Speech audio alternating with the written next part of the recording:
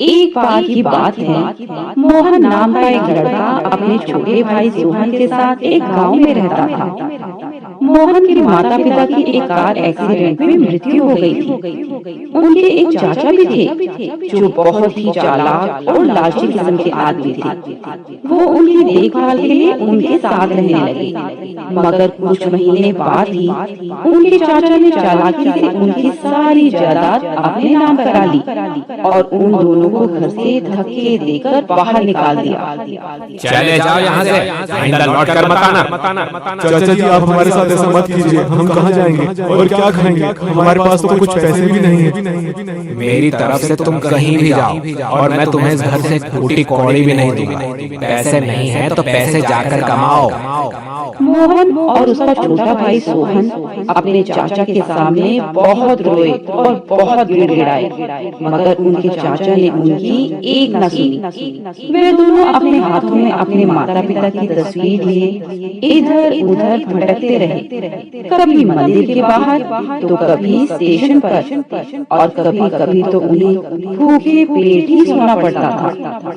अरे भाई, तुम्हें पता है, मोहन और सोहन को उनके चाचा ने बड़ी बेरहमी से घर से बाहर निकाल दिया। हाँ भाई, पता है। मैंने तो सुना है कि उनके चाचा ने धोखे से उनकी सारी जायदाद भी अपने नाम करा ली। पता नहीं बेचारे दोनों बच्चे कहाँ होंगे। भगवान उनकी रक्षा करे। भाई, ऊपर वाला सब देखता है। उनके चाचा को एक न एक दिन उनके बुरे कर्मों की सजा जरूर मिलेगी, देख लेना। वे दोनों स्टेशन के पास एक झोपड़ी बनाकर उसमें रहने लगे। मोहन स्टेशन पर लोगों की जूते पॉलिश करने का काम करने लगा। पूरे दिन काम करने के बाद जो भी पैसे मिलते, उन पैसों से वे अपना पेट भरते थे, और अगर किसी दिन खाने के लिए पैसे नहीं होते थे तो मोहन खुद भूखा रह जाता था, मगर अपने भाई के लिए कहीं न कहीं से खाने का इंतजाम जरूर कर देता था। एक दिन ऐसे ही मोहन के पास खाने के लिए पैसे नहीं थे, तो वो एक मंदिर के बाहर घंटों यह सोचकर बैठा रहा कि अगर उसे कोई आकर खाना देगा तो वह अपने छोटे भाई को खाना खिला देगा। तभी एक आदमी कई लोगों को खाना बांट रहा था। मोहन उस आदमी से खाना ले लेता है और अपने घर चला जाता है। अपने बड़े भाई को देखते ही सोहन उससे पूछता है, भैया आप कहाँ रह गए थे? आज तो आपने आने में बड़ी देर लगा दी।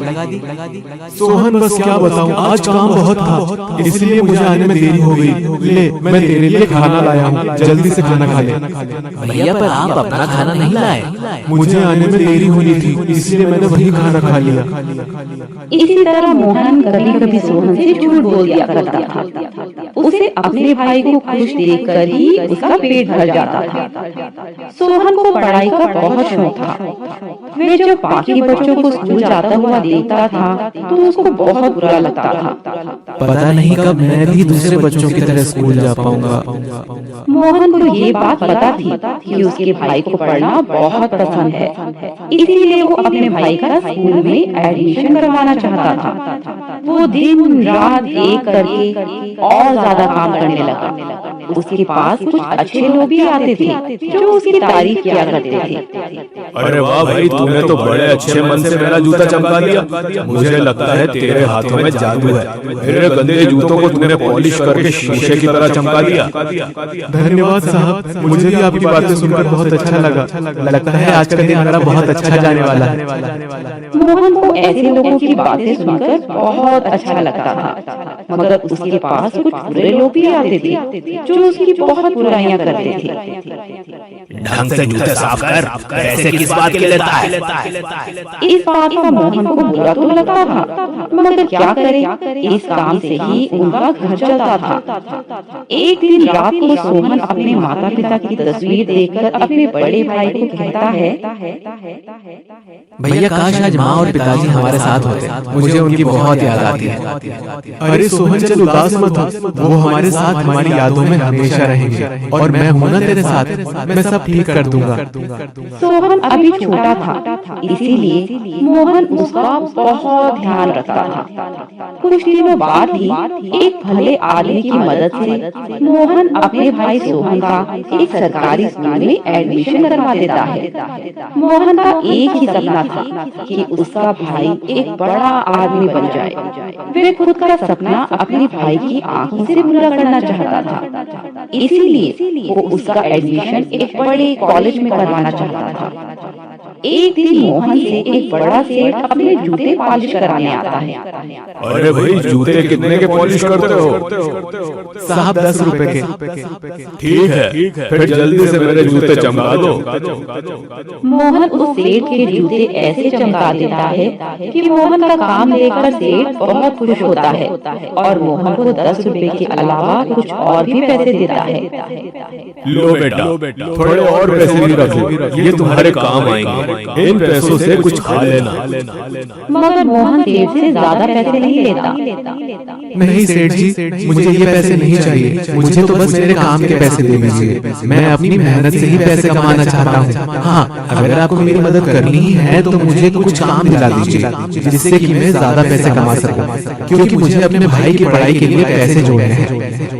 इस लड़के में कुछ तो बात जरूर है। इतनी कम उम्र में अपनी खुद की पढ़ाई छोड़कर अपने छोटे भाई की पढ़ाई शुरू कराने के लिए पैसे जोड़ रहा है। बेचारा पूरे दिन कितनी मेहनत करता है और इस काम से ये ज्यादा पैसे भी नहीं कमा पाता होगा। मुझे इसकी मदद कर देनी चाहिए।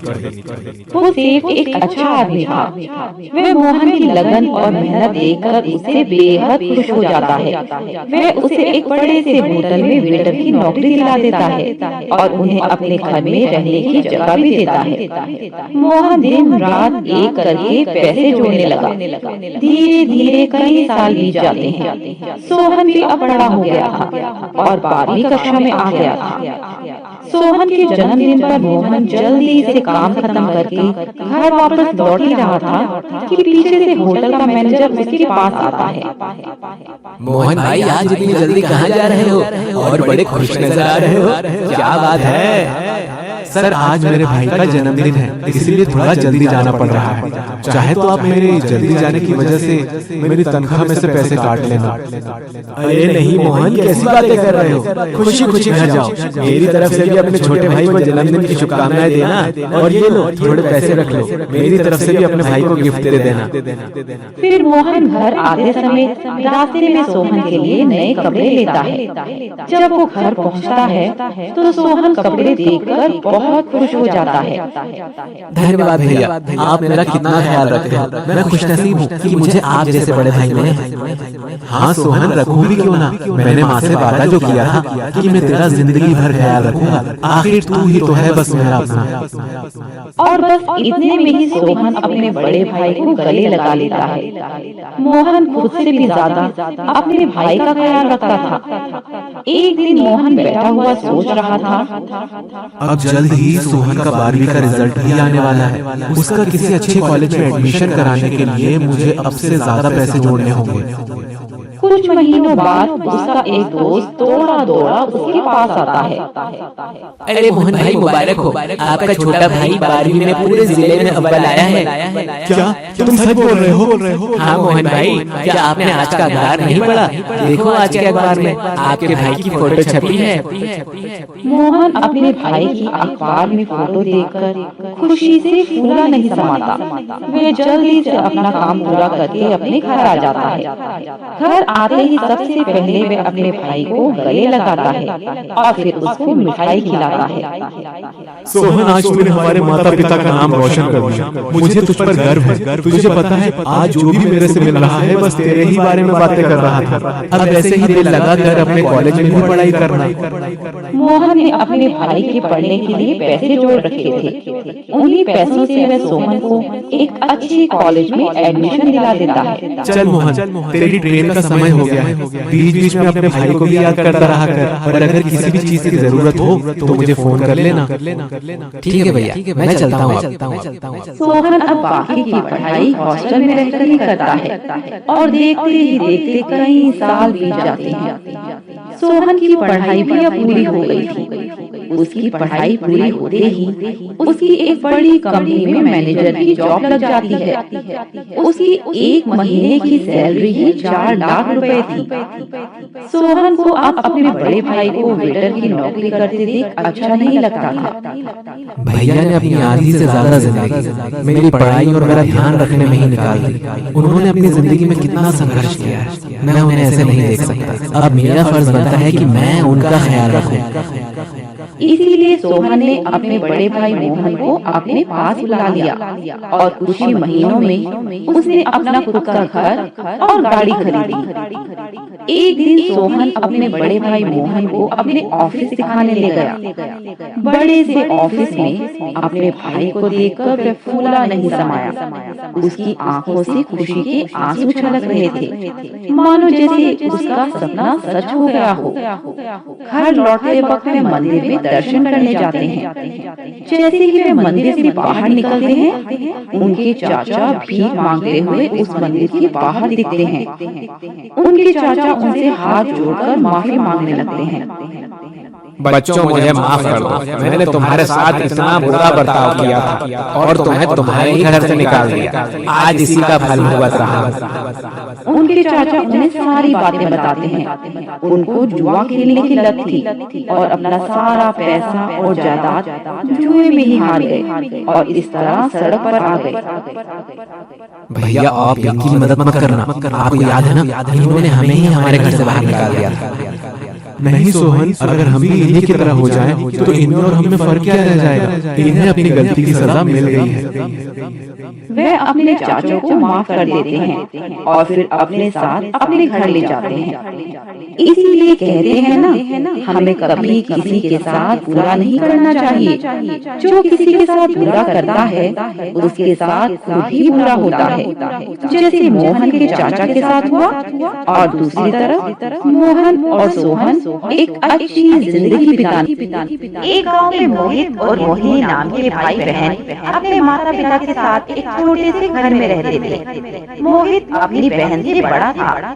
उनके माता पिता गांव के जमींदार के घर में नौकर का काम करते थे।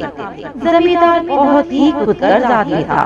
वह हमेशा अपने से छोटे लोगों की बेइज्जती किया करता था। एक दिन जमींदार के घर में मोहित के पिता से साफ सफाई करते हुए एक मूर्ति गिर जाती है। जमींदार ये देख लेता है और उस पर बहुत भड़कने लगता है। मूर्ख, तूने ये क्या किया? छोटे लोगों की बस यही दिक्कत है कि कोई काम ढंग से नहीं करते। तुझे पता भी है ये मूर्ति कितनी महंगी है? इतनी कि जितना तू पूरी जिंदगी में भी नहीं कमा पाएगा। साहब, मुझसे गलती हो गई, मुझे माफ कर दो। आइंदा ऐसा कभी नहीं होगा साहब। इतना नुकसान करने के बाद भी तुझे लगता है कि तुझे मैं माफ कर दूंगा? क्या इसकी भरपाई तू करेगा? मैं तुझे और तेरी पत्नी को आज से ही काम से निकालता हूँ।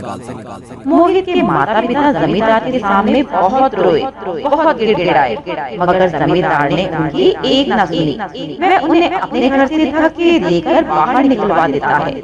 मोहित के पिता को अब कुछ समझ नहीं आ रहा था कि वे क्या करे। उनकी हिम्मत जवाब दे चुकी थी। अब हम क्या करेंगे? घर का इतना खर्च है और ऊपर से बच्चों का स्कूल भी तो है। अगर हमने उनकी स्कूल की फीस वक्त पर जमा नहीं कराई तो उन्हें भी स्कूल से निकाल दिया जाएगा। आप चिंता मत करो जी, ऊपर वाला सब ठीक कर देगा। आप देखना, हमें कहीं न कहीं से काम जरूर मिल जाएगा। पर उन्हें क्या पता था कि ऊपर वाले ने कुछ और ही सोच रखा है। वे घर आ ही रहे थे कि रास्ते में एक ट्रक ने उन्हें टक्कर मार दी। तभी आसपास के लोग उन्हें हॉस्पिटल ले गए, मगर तब तक उन्होंने दम तोड़ दिया था। जब उनके शरीर को घर लेकर आए तो मोहित और मोहिनी अपने माता पिता को देखकर बहुत रोए। छोटी सी उम्र में उन दोनों ने अपने माता पिता को खो दिया था। मोहित तो फिर भी थोड़ा बड़ा था, मगर मोहिनी वो तो अभी सिर्फ 7 साल की ही थी। उसे तो अभी इतना भी नहीं पता था कि उसके माता पिता उसे हमेशा के लिए छोड़कर चले गए हैं। भगवान की भी क्या क्या माया है भैया। बेचारे इन दोनों बच्चों ने इतनी छोटी उम्र में अपने माता पिता को खो दिया। पता नहीं आगे का जीवन ये कैसे बिताएंगे। भगवान इन्हें कुछ कर गुजरने की शक्ति दे। कुछ दिन तो उनके पड़ोसियों ने उन दोनों को खाना खिलाया। आखिर वे भी कब तक खिलाते। कुछ समय बाद उन्होंने भी खाना देना बंद कर दिया। उनके घर की बिजली भी कट गई थी, क्योंकि बिजली का बिल भरने के लिए उनके पास पैसे ही नहीं थे। तब वे मोमबत्ती की रोशनी में ही रहने लगे और उन्हें स्कूल से भी बाहर निकाल दिया, क्योंकि स्कूल की फीस भी जमा नहीं हुई थी। बड़ा होने के नाते अब सारी जिम्मेदारी मोहित के कंधों पर आ गई थी। घर में खाने के लिए एक दाना भी नहीं था। बेचारा मोहित करे भी तो क्या करे। मोहिनी तू चिंता मत कर, मैं कहीं से भी खाने का इंतजाम करता हूँ। मोहित पड़ोस में से किसी के घर से चावल ले आता है। खाली चावल को उबालकर वे अपना गुजारा कर रहे थे। कुछ दिन ऐसे ही चलता रहा। हे भगवान, हमारी मदद करो, आखिर ऐसा कब तक चलेगा। एक दिन मोहित को अपने पिता के बक्से में से कुछ पैसे मिले। उनके पिता ने उनके लिए ही कुछ पैसे जोड़ रखे थे। मोहित को वह पैसे देखकर थोड़ी खुशी हुई और उसने उन पैसों को उड़ाने का नहीं, बल्कि उससे क्या काम कर सकते हैं ये सोचने लगा कि इतने पैसों में कौन सा काम करना सही रहेगा। तभी उसे एक ख्याल आता है, मैं शहर जाकर सब्जी बेचने का काम कर सकता हूँ, इससे मेरी थोड़ी कमाई भी हो जाएगी। बस फिर मोहित यही करता है। उन पैसों से शहर जाकर वह सब्जी का एक ठेला खरीद लेता है और ठेले पर सब्जियां रखकर गली गली जाकर सब्जी बेचने लगता है। वह कम दामों पर लोगों को अच्छी सब्जी बेचता था। सब्जी ले लो, सब्जी बढ़िया ताजी ताजी सब्जी ले लो। एक औरत उससे सब्जी लेने आई और उससे कहने लगी, बेटा तुम बहुत अच्छी सब्जियां रखते हो, अब से हमारे मोहल्ले में रोज आया करना। ऐसे ही उसके बहुत सारे ग्राहक बन जाते हैं। शाम होते होते उसकी सारी सब्जियां बिक जाती हैं। अब उसकी अच्छी कमाई होने लगी थी।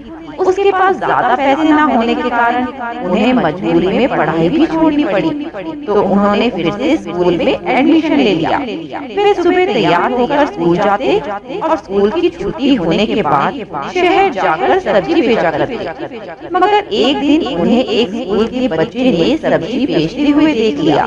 उस बच्चे ने पूरे स्कूल में ये बात फैला दी कि मोहित और मोहिनी सब्जी बेचते हैं।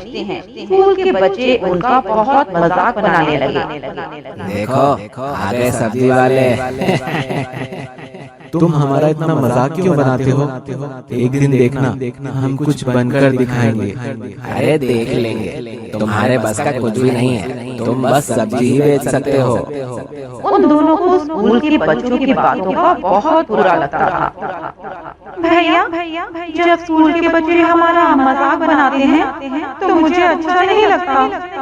अरे मोहिनी, उनकी बातों पर ध्यान मत दिया कर, तू बस अपनी पढ़ाई पर ध्यान लगा। जब हम दोनों कुछ बन जाएंगे ना तो देखना इन सब के मुंह अपने आप बंद हो जाएंगे। मोहित को अपने बड़े भाई की बात समझ आ गई थी। तब से वह अपने स्कूल के बच्चों की बातों पर ध्यान नहीं देती थी और अपनी पढ़ाई पर ही ध्यान देने लगी। कुछ सालों बाद मोहित की 12वीं की पढ़ाई पूरी हो गई और उसके मार्क्स बहुत अच्छे आए, इसीलिए उसका एक सरकारी कॉलेज में एडमिशन हो जाता है। मोहित इतनी मेहनत कर रहा था कि कड़ी धूप में भी सब्जी बेचता था और कभी कभी मोहिनी भी अपने भाई की मदद करने उसके साथ आ जाती थी। एक दिन एक टीचर उनके पास आया। अरे वाह बेटा, तुम दोनों को इतनी मेहनत करता देखकर मुझे बहुत अच्छा लगा। तुम पढ़ाई भी करते हो? हाँ साहब, मैं अभी ग्रेजुएशन कर रहा हूँ और मेरी बहन अभी 10वीं कक्षा में। हमारे माता पिता नहीं हैं, इसीलिए पैसे कमाने के लिए सब्जी बेचने का काम भी करते हैं, क्योंकि इससे ही हमारा घर चलता है। वे टीचर मोहित की बातें सुनकर बहुत खुश हो जाता है। मैं टीचर हूँ बेटा, मेरा एक कोचिंग सेंटर है, उसमें मैं 12वीं कक्षा तक के बच्चों को पढ़ाता हूँ। अगर तुम्हें कोई दिक्कत हो तो मेरे पास आ जाना, और तुम्हारी छोटी बहन को भी मैं ट्यूशन दे दिया करूंगा। कल से इसे मेरे कोचिंग सेंटर भेज देना। इतना कहते ही वे टीचर वहाँ से चले जाते हैं। वे टीचर मोहिनी को भी फ्री में ट्यूशन पढ़ाने लगे। तब से मोहित अकेला ही सब्जी बेचने जाता था। ऐसे करते करते कई महीने बीत गए। कुछ सब्जी बेचने वाले मोहित से चिढ़ने लगे, क्योंकि जब से मोहित सब्जी बेच रहा था तब से उनकी कमाई बहुत कम हो रही थी। भाइयों, मोहित का कुछ करना पड़ेगा, नहीं तो ये हमारा धंधा चौपट कर देगा। एक दिन उस सब्जी वाले ने अपने साथियों के साथ आकर मोहित का ठेला तोड़ दिया और सारी सब्जियां फेंक दी। आइंदा इस इलाके में सब्जी बेचने मत आना, और अगर गलती से भी अगली बार यहाँ दिखाई दिया तू तो तेरा इससे भी बुरा हाल करेंगे। इतना कहते ही वह सब्जी वाला वहाँ से चला जाता है। मोहित ये देखकर बहुत डर गया था। उसकी आंखों से आंसू बहने लगे। तभी वही पास ही वो टीचर गुजर रहे थे। वे दौड़े दौड़े मोहित के पास आते हैं। तुम क्यों रो रहे हो बेटा? और ये तुम्हारी सारी सब्जियां किसने खराब कर दी? साहब, कुछ आदमी आए थे, उन्होंने मेरा ठेला और सारी सब्जियां फेंक दी। मुझे बहुत धमकी देकर गए हैं कि अगर मैं आगे से उनके इलाके में सब्जी बेचूंगा तो वो मेरा बहुत बुरा हाल करेंगे। मोहित, तुम चिंता मत करो। जब तक तुम्हारी ग्रेजुएशन पूरी नहीं होती तब तक तुम मेरे कोचिंग में बच्चों को पढ़ाओ। इससे तुम्हें पढ़ाने का अनुभव भी मिल जाएगा, और मैं तुम्हें इसकी सैलरी भी दूंगा। जब तुम्हारी ग्रेजुएशन पूरी हो जाएगी तब तुम खुद का कोचिंग सेंटर भी खोल सकते हो। मोहित को उन टीचर की बात सही लगी। वह ये सुनकर बहुत खुश होता है। मोहित फिर उन टीचर के कोचिंग सेंटर में बच्चों को पढ़ाने लगा।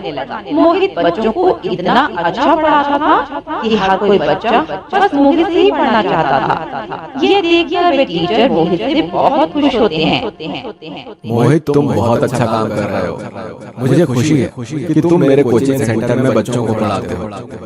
कुछ महीनों बाद मोहित की ग्रेजुएशन पूरी हो जाती है और वह उन टीचर की मदद से अपना खुद का कोचिंग सेंटर खोल लेता है। कुछ ही दिनों में मोहित के कोचिंग सेंटर पर बच्चों की भीड़ लग जाती है। उसके कोचिंग सेंटर की पूरे शहर में चर्चा होने लगी थी। मोहित की भी अब अच्छी खासी कमाई होने लगी। देखते ही देखते 2 साल बीत जाते हैं। उसकी छोटी बहन मोहिनी की भी पढ़ाई अब पूरी हो चुकी थी। पढ़ाई पूरी होते ही मोहिनी की सरकारी नौकरी लग गई। ये बात बताने वह अपने भाई के पास आती है। भैया, ये देखो मेरा ज्वाइनिंग लेटर, मैं अब इनकम टैक्स ऑफिसर बन गई हूँ। मोहित ये सुनकर बहुत ज्यादा खुश हो जाता है। मोहिनी, मुझे तुझ पर बहुत गर्व है। अगर माँ पिताजी यहाँ होते तो वो भी बहुत ज्यादा खुश होते। इतना कहते ही मोहित अपनी बहन को गले से लगा लेता है। तब से वे अपना गांव छोड़कर शहर में अपने नए घर में रहने लगे। उनका जीवन पूरी तरह बदल गया था। ये देखकर वे दोनों भी काफी खुश थे। उन दोनों की तरक्की देखकर उनके गांव वाले उनके बारे में बातें करने लगे। तुम्हें पता है भाई, मोहित बच्चों को एक बड़े से कोचिंग सेंटर में पढ़ाता है। उसकी इतनी कमाई हो रही है कि उसने खुद का घर भी ले लिया है। हाँ, मैंने देखा था शहर में रोड के किनारे एक बड़ी सी होर्डिंग पर मोहित के कोचिंग सेंटर की फोटो लगी हुई थी। और मैंने तो ये भी सुना है कि उसकी छोटी बहन मोहिनी की भी सरकारी नौकरी लग गई है। ये सब उनकी मेहनत और लगन का ही नतीजा है भैया कि आज वो उस मुकाम पर पहुंच पाए हैं। भगवान उन्हें और तरक्की दे। मोहित ने अपनी कम उम्र से ही बहुत संघर्ष किया था। इसीलिए वह गरीब बच्चों को फ्री में पढ़ाना शुरू कर देता है। वह उन गरीब बच्चों की मदद करने लगा जिनके पास पढ़ने के लिए पैसे नहीं होते थे। वह उनकी पढ़ाई पूरी कराने में मदद करने लगा। ऐसा करके मोहित को बहुत खुशी मिलती थी।